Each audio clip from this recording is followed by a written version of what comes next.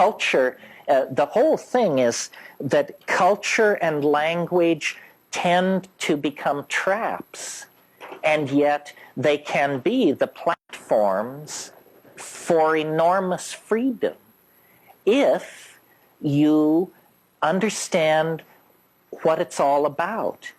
And what it's all about is you.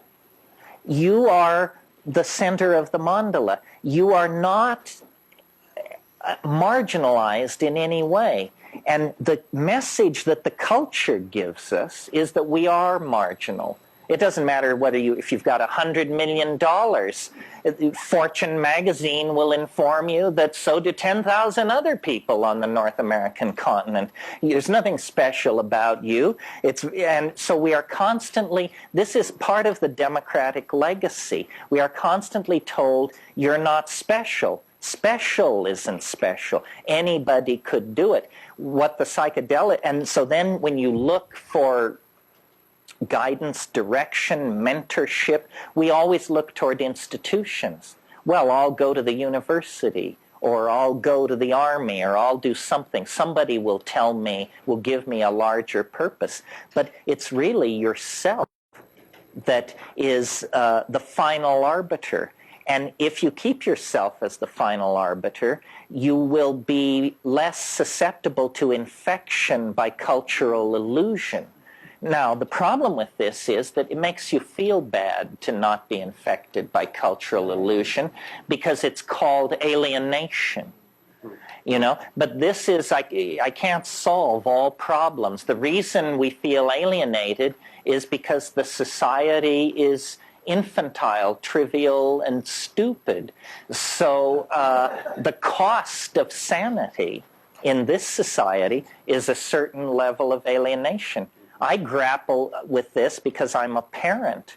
And I think anybody who has children, you come to this realization, you know, what'll it be?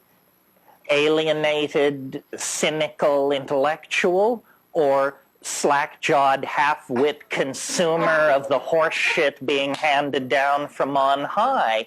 There is not much choice in there, you see, and we all want our children to be well-adjusted. It's unfortunately there's nothing to be well-adjusted to, so that's a real problem. It's almost like we've been inoculated here for this culture. Yeah. Terence said, Eric Fromm said that to be adjusted to a neurotic society is to be neurotic yourself. Yeah, I think, well, and I really believe that extra-environmentalism, which is a nicer, though longer word for alienation, is defensible and shouldn't be thought of as pathological. What I noticed in going to the Amazon and Indonesia and these places is that the person you want to get to is the shaman. But the shaman is different from everybody else. Like when you go into an Amazonian tribe that's way upriver or something, the people behave the way you would expect naive, untraveled people to behave.